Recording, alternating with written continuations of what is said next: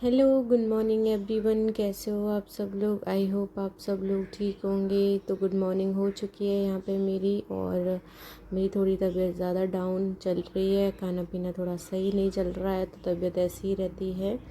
और मैं जो काम है पूरा दिन में ही कर पाती हूँ, क्योंकि पूरा दिन इसलिए क्योंकि मुझे कभी लेटना भी पड़ता है, कभी थक भी जाती हूँ इस चक्कर में।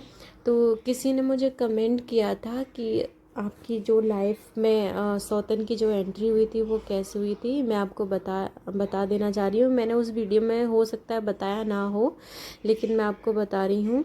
ये शुरुआत तब हुई थी जब मेरी शादी नहीं हुई थी।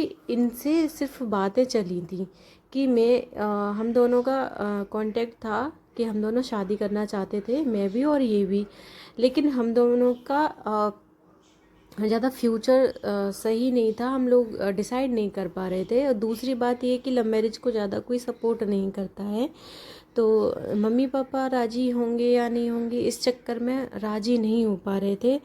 और क्योंकि हम दोनों बिल्कुल अलग थे, अपोजिट ही थे, तो घर वालों ने बहुत ही उसके लेवल पे हमसे राज़ी होने के लिए हमने बहुत कुछ किया।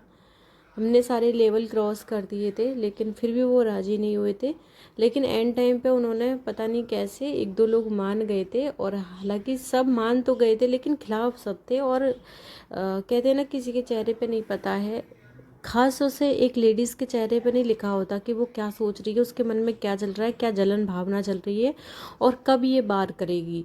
क्योंकि देखो, मैं एक लड़की हूँ, मैं अच्छे से समझ सकती हूँ कि उनके दिमाग में क्या चल रहा है। लेकिन फिर भी मैं नहीं समझ पाई थी उस टाइम पे, क्योंकि मैं उन पे बहुत ज़्यादा भरोसा कर रही थी, बहुत ही ज़्यादा। जब इसकी शुरुआत मैं आपको बता दे रही हूँ, मेरी शादी नहीं हुई थी, उसके बाद ही ये शुरुआत हुई थी। उससे पहले उन्होंने सपने सजा लिए थे। मतलब कहते हैं ना कि हमारी एक बेटी आ गई है इस घर में, तो दूसरी भी आ जाएगी, लड़का अच्छा है पहले देख लेते हैं कि ये लड़का अच्छा है, कोई दिक्कत नहीं, कमाता है और बढ़िया रखेगा, घर परिवार भी बढ़िया है। तो उनके मम्मी पापा ने ये सोच के ही सपने सजाए थे। तो लड़की ने भी सपने सजा लिए, और वो लड़की यहाँ पे आती रहती थी, एक एक चार चार महीने तक रह के जाती थी। इवन एक साल में उसके कईयों चक्कर लगते थे, और यहीं रहती थी वो।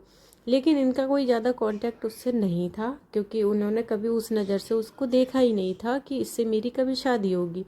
बात कभी हंसी मजाक चल जाता था कि ठीक है, हंसी मजाक चल रहा है, लेकिन हंसी मजाक तक ही सीमित था, इनके मन में कभी ऐसा था नहीं।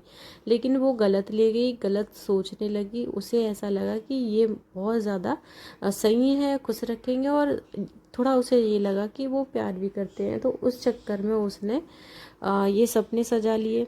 लेकिन हद तो तब हो गई जब आ, शादी हो गई मेरी इनसे। उसके बाद भी वो नहीं सुधरी, उसने इतनी हद पार कर दी। उसको ये लगा कि अब अब सब कुछ ख़त्म हो गया है, लेकिन उसके मम्मी पापा तो सही थे ना, उसके मम्मी पापा तो राजी थे। तो इसलिए उस बिहेव पे उसने ये बोला कि मैं तो रेडी हूँ रखने के लिए, रहने के लिए, मुझे कोई प्रॉब्लम नहीं है, क्योंकि उसको कोई रोकने टोकने वाला तो था नहीं। तो इस चक्कर में, और फिर उसकी बहन यानी कि मेरी जेठानी भी उसको साथ देने लगी कि क्यों नहीं होगी, उसको निकाल फेंकेंगे, उसको बिल्कुल ही निकाल देंगे, और तू ही आएगी। तो ये 1.5 साल तक चला था। 1.5 साल तक मैंने ये झेला था। 1.5 साल तक मैं, कोई बात नहीं, मैंने कहा होता है, सबकी ज़िंदगी में उतार चढ़ाव होते हैं, आपकी भी ज़िंदगी में उतार चढ़ाव रहे होंगे कोई ना कोई, किसी चीज़ को लेकर के। लेकिन हार तो नहीं मानते ना कि चलो कोई बात नहीं। लेकिन मेरी प्रॉब्लम ये थी कि जब मैंने लव मैरिज करी है, तो मैं कहाँ जाऊँ, मैं तो आपके लिए आई हूँ, मैं तो किसी को छोड़ के नहीं जा सकती, नहीं मैं किसी को शेयर कर सकती थी, क्योंकि सब लोग यही कहेंगे तूने सब कुछ देखा है तो तू अपने हिसाब से कर। और मैं अपने घर में बड़ी हुई हूँ, तो सब लोग मुझ पे बहुत ट्रस्ट करते हैं, कहते हैं जो भी फैसला करेगी सही करेगी। और कभी आज तक मैंने कोई फैसला ऐसा लिया ही नहीं था अपनी ज़िंदगी में जो ऐसा गलत हो। तो सब लोग मुझ पे विश्वास कर रहे थे कि ठीक है, कोई दिक्कत नहीं है, कर लो शादी, लेकिन कभी ये मत कह देना कि मैं इस वजह से परेशान हूँ और मैं छोड़ कर जा रही हूँ। तो मैंने कहा मैं कभी ये शब्द नहीं बोलूँगी।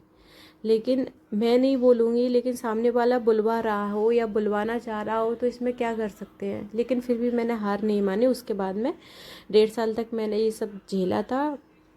और आपने ये वीडियो अगर ना देखी होगी तो ये मैं इस पे मेंशन कर दूँगी, ये पार्ट 2 है। जब पहले आप वो वीडियो देख लीजिएगा, उसके बाद ना उसने मेरा दिमाग तब ख़राब हुआ था जब उन्होंने ये बोला था कि तुझे तो, अब मैं ये शब्द यूज़ करूँ या नहीं करूँ, मैं बड़े सोच समझ के बोल रही हूँ। उन्होंने बोला था कि बहुत ही गंदा शब्द बोला था, मैं कैसे बोलूँ समझ में नहीं आ रहा, चलो मैं नहीं बोलती हूँ। तो मैंने कहा ठीक है, आप जो तुम कर रही हो, क्योंकि वो गांव की हूँ, मैं शहर की हूँ, तो हम दोनों की थॉट भी नहीं मिलती, और वो उस लेवल पे लड़ती है ना, उस लेवल पे तो मैं कभी सोच भी नहीं सकती हूँ। तो वो सारी हदें पार करती थी, गाली गलौज पे तो 1 सेकंड लगती है उन्हें आने में। और मैं थोड़ी वैसी हूँ, एजुकेटेड हूँ, प्लस आपका मैं बाहर रह के मैंने वर्क भी किया है, तो मुझे ऐसे लड़ना नहीं आता है। तो उन्होंने सारे, अब मैं रोने लगी, मैं किसको जाके बोलूँ, तब मेरा किसी ने सपोर्ट नहीं किया। लेकिन आज मैं सबसे कह देती हूँ, आज मैं अपनी सास से भी बोल देती हूँ कि आपने उस टाइम नहीं बोला था, आपकी गलती थी। मेरी सास मानती भी हैं कि हाँ ये मेरी गलती थी। मैंने कहा आपने भेदभाव किया था एक के चक्कर में कि एक मेरी बहू है, दूसरी आपकी बहू है ही नहीं। आपने सिर्फ इसलिए भेदभाव किया क्योंकि मैं आपकी मर्ज़ी से नहीं आई हूँ। लेकिन आपने ये सहते हुए देख लिया, रहते हुए देख लिया कि इसके साथ में क्या हो रहा है। ये कुछ बोल भी नहीं रो रही है, तब आपने कुछ नहीं बोला। तब भी मैं बीमार थी, मैं बहुत ज़्यादा बीमार थी, मुझे उस टाइम टाइफाइड हो रखा था। और सब लोग, मैं किसी से बस ये आस लगा के बैठती थी कि मुझे कोई 1 कप चाय बना के दे दे, लेकिन कोई ऐसा नहीं था जो मुझे चाय बना करके दे दे। लेकिन सब लोग उम्मीद करते कि ये सारा घर के काम करे, जैसे आज भी करते हैं। लेकिन तब मैं नई नई आई थी, 1 साल 1.5 साल ही हुआ था, और आप लोगों ने इस तरीके से मेरे साथ किया। मैं तब से तो झेल रही थी। लेकिन आज वो दिन है, और आज का दिन है। आज सब लोग, जब मैं अब पूरी तरीके से बढ़ गई हूँ, अब मुझे फ़र्क नहीं पड़ता कोई बोले मुझसे या ना बोले, कोई केयर करे या ना करे, कोई फ़र्क नहीं पड़ता। तब आपको लगता है कि ये बोलती क्यों नहीं है, जब मैं पहले से बोलती थी तब आपको कोई फ़र्क नहीं पड़ता था। अब वो उम्मीद करते हैं कि मैं ऐसे बोलूँ, मैं ऐसे चलूँ, ऐसे करूँ। क्यों करूँ मैं अब, जब आपको तब फ़र्क नहीं पड़ा तो अब फ़र्क क्यों पड़ रहा है, और आप फ़र्क आपको पड़ना भी नहीं चाहिए। तो ये है कि मेरी ज़िंदगी में कुछ चीज़ें बहुत उल्टी हुई हैं।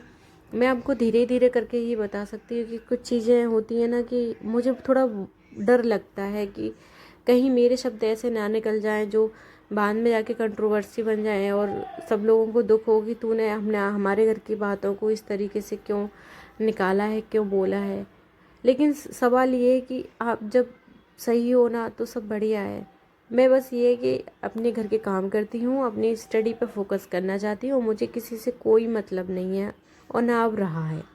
तो ज़िंदगी में मैं बहुत आती होकर के चली हूँ, आती होकर के ही बोल रही हूँ कि फाइनली सब बढ़िया है, सब ठीक है। लेकिन जो 5 साल मैंने दिए, मैं वो आपको शेयर कर रही हूँ। तो यही मेरी लाइफ का थोड़ा सा कठिन परिस्थिति था।